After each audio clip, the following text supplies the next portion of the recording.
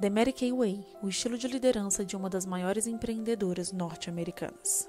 Capítulo 7. Seja adepto do acompanhamento.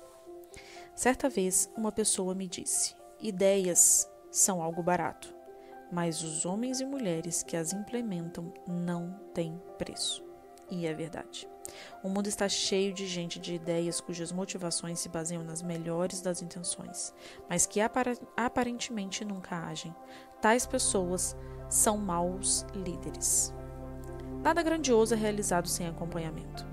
Anteriormente, falei do quão importante é ouvir o que as pessoas que trabalham com você têm a dizer, mas uma etapa igualmente importante é depois mostrar a elas que você agiu em relação aos problemas apresentados. Quando alguém de qualquer nível da força de vendas independente vem até nós com um problema ou uma sugestão, ouvimos um procedimento padrão: ouvir, envolver outras pessoas para ajudar a chegar a uma solução, cumprir e acompanhar o processo. Tivemos uma vez um programa chamado Nós Te Ouvimos, que nos ajudava a ouvir com muita atenção o que as pessoas tinham a dizer, mas o mais importante de tudo é que ele indicava que estávamos agindo no problema que foi apresentado. Esse tipo de acompanhamento consiste em 1. Analisar as possibilidades técnicas ou de aplicação de uma possível solução. 2. Testar a solução com os grupos-alvo. 3. Levar estes resultados para o corpo geral de colaboradores, no nosso caso, as consultoras de beleza independente e as diretoras de beleza independente. 4. Convocar o apoio de todos. 5. Implementar as mudanças. É possível ilustrar esse ponto com um simples exemplo. Certa vez, nossas executivas de destaque tiveram um encontro de 2 dias com as diretoras nacionais de vendas independentes para discutir os desafios de montar uma equipe. Como elas estavam expressando suas preocupações de dentro da sua própria área de atuação, isso se tornou nossa prioridade máxima.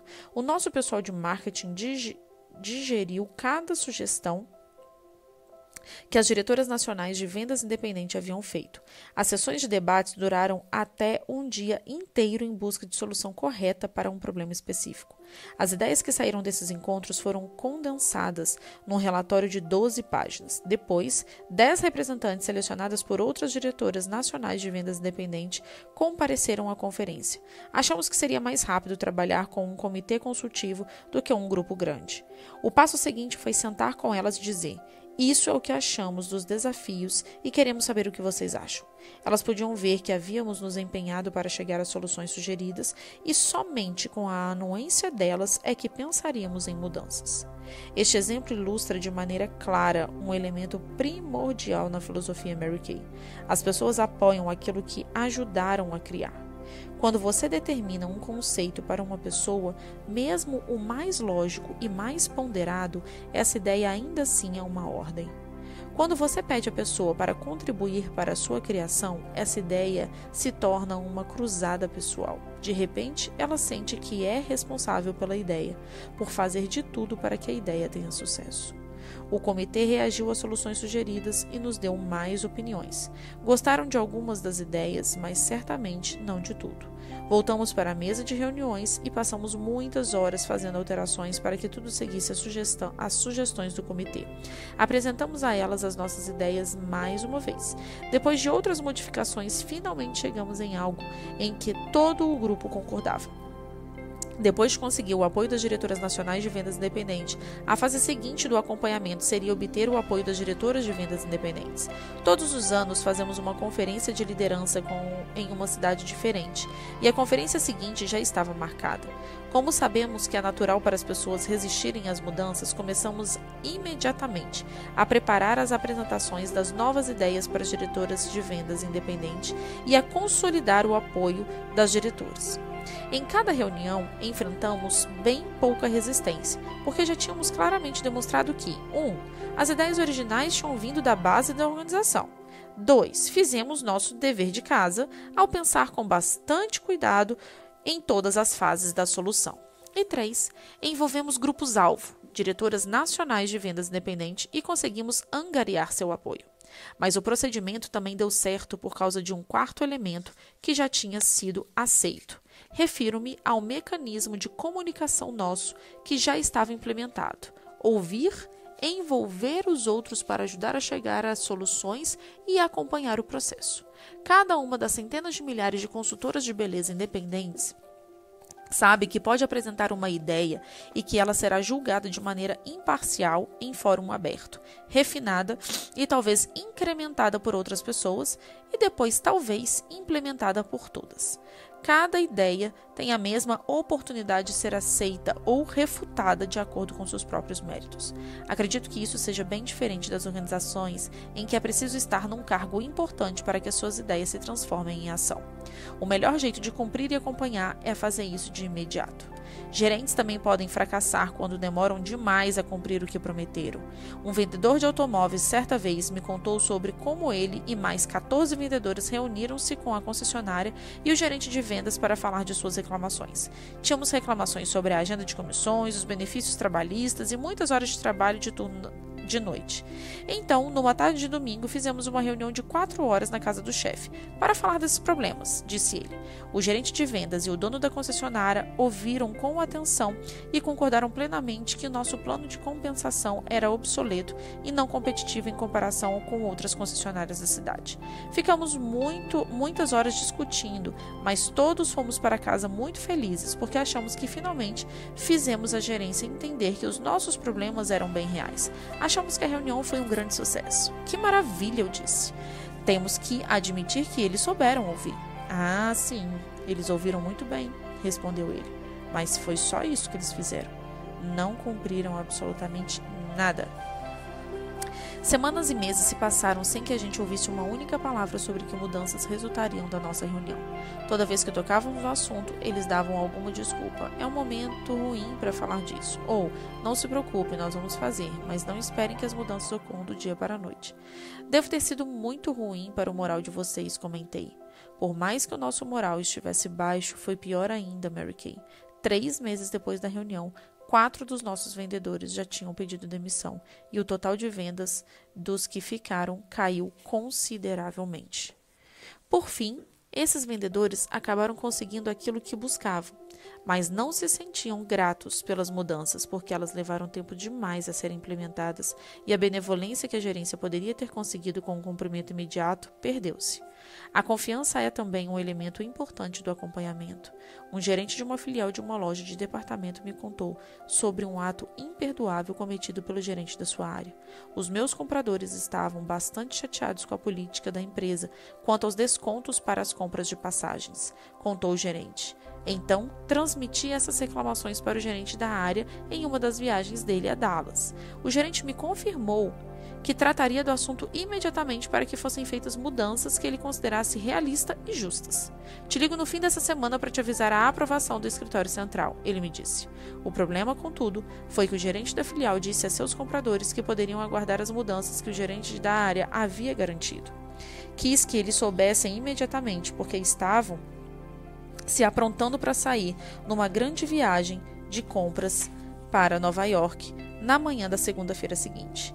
E eu queria que eles ficassem menos chateados, mas, no fim da semana, o gerente da minha área me ligou e disse: sinto muito, mas houve alguns problemas. Não poderei ajudar os seus compradores com esta viagem, mas não se preocupe, vamos conseguir o que eles querem a tempo para a próxima viagem. Para encurtar a história, Mary Kay, o escritório central rejeitou a mudança que ele havia garantido. Meus compradores ficaram tão chateados que pedi 2 deles para outra loja de departamentos. Jamais faça uma promessa que não possa cumprir. Embora o gerente da área estivesse agindo de boa fé, em sua tentativa exagerada de agradar o gerente da filial, ele acabou avaliando mal a situação. Um gerente só pode fazer uma promessa de que algo será cumprido se ele tiver certeza absoluta disso. Uma promessa rompida é algo devastador para os que foram desapontados, e não há desculpa para que isso aconteça na gerência. Além disso, um gerente só pode comprometer se tiver autoridade total para isso. No caso anterior, seria melhor para o gerente da área ter dito: já estou ciente de todas as reclamações e as transmitirei ao escritório central, e logo depois entrarei em contato com você. Verei o que posso fazer.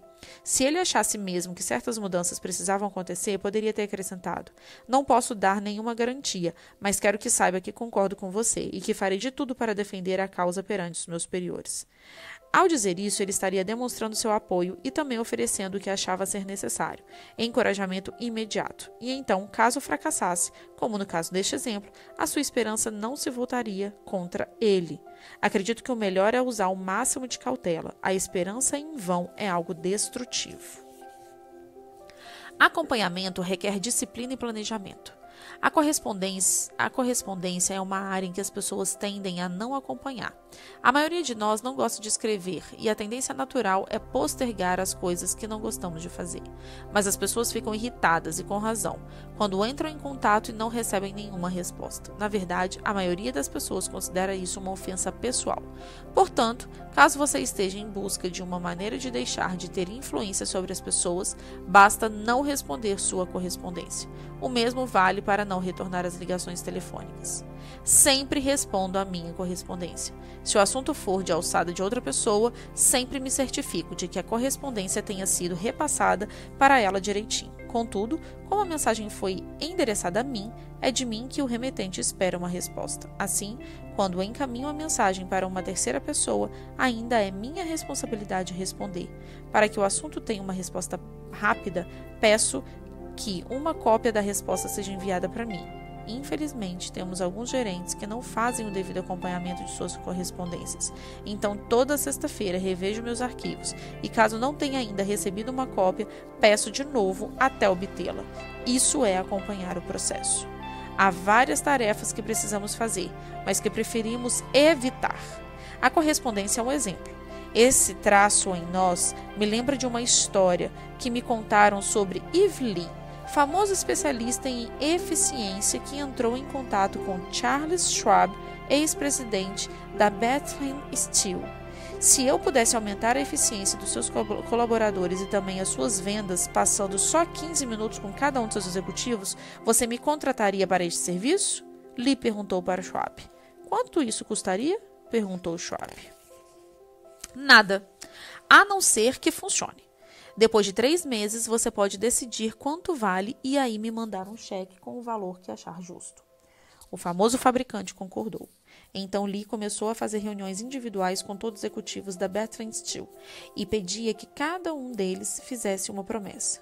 Nos 90 dias seguintes, antes de sair do escritório, ao fim do dia, o executivo foi instruído a fazer uma lista de 6 coisas mais importantes que precisava fazer no dia seguinte e numerá-las em ordem de importância. Lee disse a cada um deles que deviam riscar cada item depois de executá-lo e passar para o seguinte. Se algo não tivesse sido feito, era acrescentado à lista do dia seguinte. No fim do período de 90 dias, o aumento na eficiência e nas vendas agradou tanto Schwab que ele levou a Lee um cheque no valor de $35 mil. Lee havia ensinado aos executivos a importância do acompanhamento e Schwab estava disposto a pagar muito dinheiro por isso. Fiquei tão impressionada com a mensagem por trás dessa história que desde então faço uma lista diariamente e tem funcionado a 1000 maravilhas. A minha lista me mantém atualizada e o crédito é toda dela. Quando as pessoas me dizem o quanto eu estou cumprindo e acompanhando bem as minhas tarefas, escrevo tudo aquilo que precisa de acompanhamento e assim que estiver no papel, isso se torna um compromisso tangível que preciso cumprir. Ela também me disciplina para fazer as coisas que preferiria não fazer. O tipo de coisa que a maioria das pessoas tende a postergar e acaba nunca fazendo? Eu ensinei a força de vendas independente a fazer o mesmo. E sempre digo a elas, não confie na sua memória. Se você não escrever, não vai fazer nem mesmo a tarefa bem mais intencionada. Também damos a elas um bloquinho para anotar as 6 coisas mais importantes. E as pessoas que as utilizam percebem que há avanços mensuráveis em sua eficiência para administrar o próprio tempo. Aumentar o meu dia de trabalho também me dá mais tempo para ser uma pessoa que cumpre e acompanha o prometido. Já faz certo tempo que cheguei à conclusão de que, como só há 24 horas no dia, a única maneira que eu teria de conseguir fazer essas horas renderem mais seria me levantando às 5 da manhã. sem telefonemas e outras interrupções, essas primeiras horas da manhã são muito produtivas. Rumores começaram a se espalhar entre a força de vendas independente sobre o horário em que eu acordava, e isso deu início ao clube das 5 da manhã da Mary Kay. Quando pergunta a uma plateia de novas diretoras de vendas independente quantas estão dispostas a participar desse clube, é incrível o número de gente que levanta a mão. Certo? Isso é ótimo, eu digo. Bom, mas qualquer dia desses eu posso ligar para vocês às 5:30 da manhã e pedir que leiam para mim as suas listas das 6 coisas mais importantes. Quantas ainda vão querer fazer parte do círculo da manhã?